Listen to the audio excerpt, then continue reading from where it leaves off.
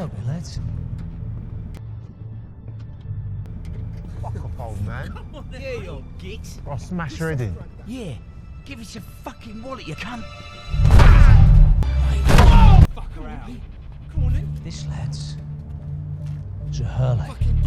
Used in the Irish game of hurling. Cross between hockey and murder. So fuck, mate. Why don't I carve my name in your fucking face? Fucking kill him. Stick it.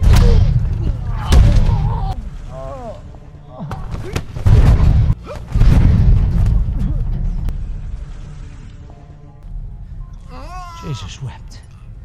Been looking for one of these for like weeks, but this carpet just keeps turning up.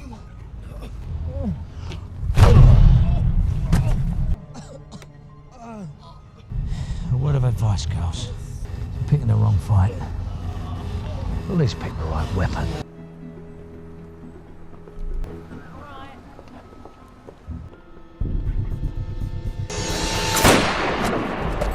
Fuck you, pig.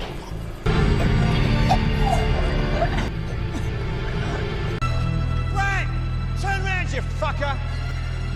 I want to see your face as your head explodes.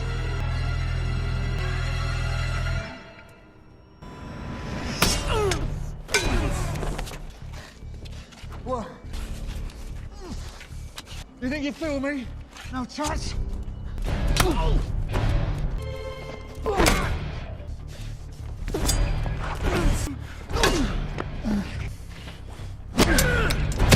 In the opening scene, we find Detective Tom resting on his couch. Upon awakening, he gazes out of his window and observes a group of criminals attempting to steal a vehicle. Without hesitation, Tom confronts them, issuing a warning to leave the scene. Okay, lads. Fuck off, old man. Yeah, you git. I'll smash her head in. Yeah. Give us your fucking wallet, you cunt. Fuck her out. Come on then. This, lads, is a hurling. Used in the Irish game of hurling. Cross between hockey and murder. So fuck, mate. Why don't I carve my name in your fucking face? Fucking kill him. Stick it.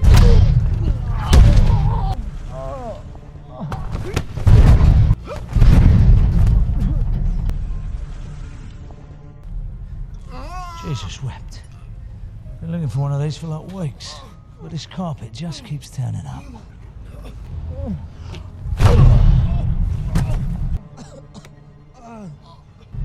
A word of advice, girls. You're picking the wrong fight. At least pick the right weapon. Following this incident, Tom departs the scene, but news quickly spreads about his aggressive actions towards the young offenders. As a result, the media turns its focus on him and his entire department.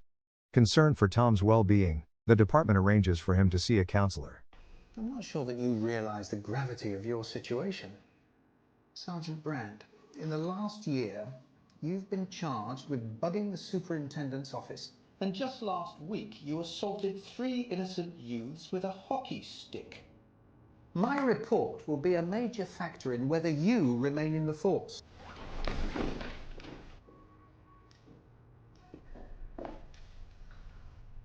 This is the only work I can do.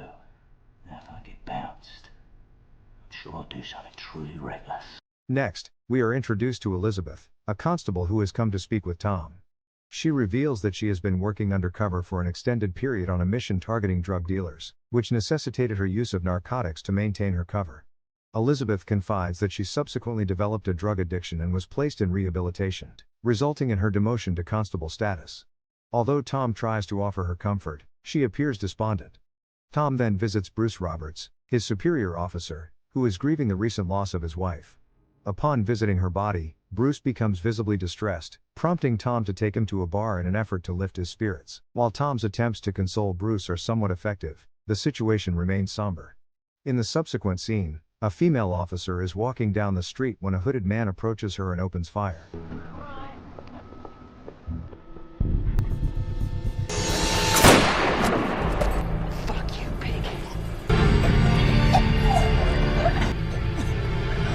Tom learns of this tragic event and rushes to the crime scene. As colleagues inquire about Bruce's status, Tom informs them that he is still mourning his wife's passing and will not be available for work for some time. However, the murder of a police officer necessitates appointing a temporary inspector to fill in for Bruce. The new inspector, Porter Nash, is met with resistance from the other officers who are reluctant to work under his command due to widespread perceptions regarding his sexual orientation. Nonetheless, a superior officer has made it clear that they must comply with this arrangement, leaving them with no choice but to accept Porter as their temporary leader. To Porter's surprise, he finds an unexpected ally in SD Tom, a hot-tempered and rough detective with a history of violence. As the investigation unfolds, Elizabeth receives a visit from a friend, a teenage gang member known as Metal, who expresses concern that his crew may have been involved in a homicide. She assures him that she will look into the matter but cautions that this will be the only favor she extends to him. If the individual is deceased, Metal must leave the city. If he is alive, Metal must exit the gang. Subsequently, Elizabeth approaches Tom, who, after learning the full details of the situation, suggests she reach out to Craig. Elizabeth then contacts Detective Inspector Craig Stokes, who agrees to assist her on the condition that she goes on a date with him. Later, a reporter receives a call from a man named Barry, who claims responsibility for shooting the police officer and ominously states that his work is far from over, as he intends to target more officers in the coming days. While speaking, he approaches another police officer and shoots him as well. Barry then informs the reporter that he has 8 additional police officers on his hit list before abruptly ending the call. This news spreads rapidly, prompting Porter to visit Tom and inquire whether he truly embodies the reputation others attribute to him. During their conversation, Tom realizes that Porter possesses considerable knowledge about his background. Upon learning of another police officer being shot, they initiate arrests of all known criminals in the city and instruct their informants to remain vigilant and active. Tom visits one of his informants, Radner, who directs him and Porter to a man named Barry Weiss, who recently boasted about setting a police dog on fire as a form of practice. Although they visit Barry's apartment, Tom and Porter fail to find any incriminating evidence. Tom recognizes Barry as the individual he had previously assaulted in a billiard hall a year prior and mocks him before departing with Porter.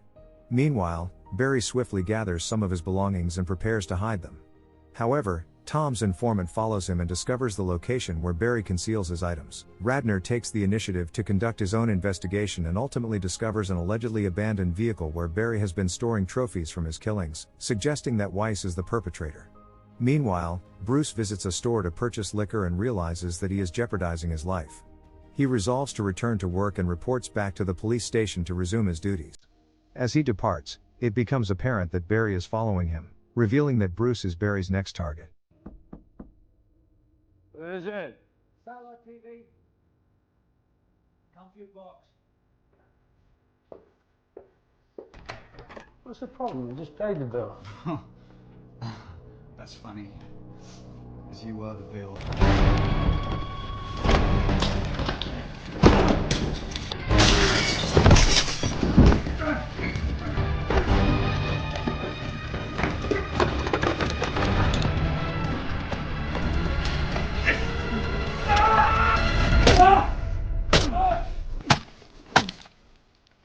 After killing Bruce, Barry settles in to watch television at his residence, steals his uniform, and leaves. He then contacts the reporter again to announce that he has taken the third police officer, Bruce, and requests that his name be featured in the press the following day under the alias Blitz. Tom soon learns of Bruce's death, which shocks him given their close friendship. Concurrently, Barry is seen packing his belongings into the trunk of a car.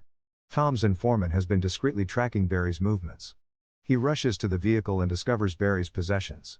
The informant contacts the same reporter, claiming to have crucial information about the murderer. He attempts to negotiate a deal for $50,000 in exchange for revealing details that could identify the killer. The reporter agrees and asks for the location to meet. The informant provides him with the address of a parking lot. The reporter promptly heads to the location, where the informant shows him the items in the car. Although he remains skeptical about their authenticity, he believes one of them is Bruce's uniform. Nevertheless, the reporter agrees to pay him for the information. Meanwhile, Barry has been observing the situation and notices that the intoxicated individual has brought a reporter along. As they leave, Barry discreetly removes all evidence from the scene. In a separate location, Elizabeth visits Craig and inquires about the status of the man, to which he reassures her that he is alive but injured. He further informs her that the man has not yet revealed his identity. Elizabeth then asks Craig what she can do for him in return, and when he responds that he would like a drink tomorrow night, she agrees. Simultaneously, the reporter accompanies the informant to a bar and hands over the agreed sum of money. The informant claims he needs to use the restroom. Although the reporter urges him to disclose the killer's identity, he insists he will do so after returning from the bathroom. As the informant heads to the restroom, it becomes apparent that Barry is also present in the bar, having been following them. Barry trails the informant into the restroom, where the older man trembles upon encountering the killer. He pleads for his life, arguing that since he has not revealed his name, he does not deserve to be killed. However, Barry shows no mercy and murders the informant before fleeing with $50,000. Dunlop, the reporter, alerts the police about the vehicle, but they discover it to be empty. Tom and a fellow police constable realize that all of Blitz's victims thus far have been police officers who had previously arrested Barry, leading them to conclude that Elizabeth is likely to be the next target. After returning home from a date with Stokes, Elizabeth is attacked by Barry.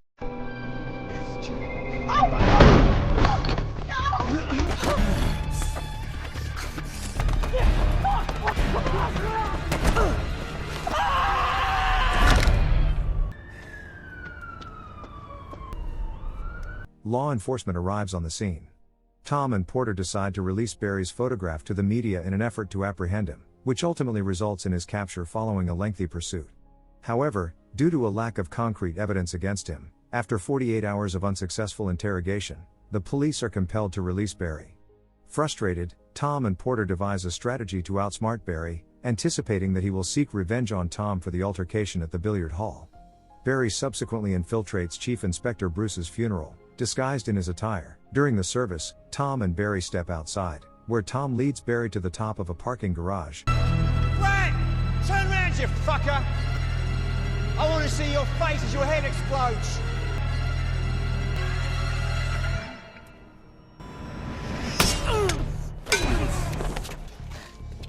What?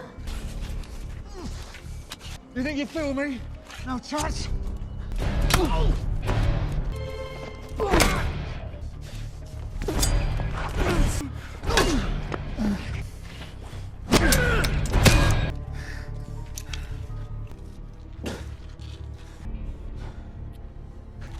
stupid fucking pig.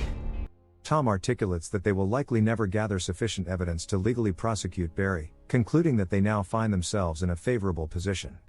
You can't kill me. Porter then proceeds to eliminate all traces of evidence. Following Barry's demise, Tom resolves to teach the reporter a lesson for publishing unfavorable articles about him and the police, unleashing the dogs on Dunlop as retribution. Thanks for watching. If you are new, don't forget to subscribe for more of these recaps. Until next time, have a nice day.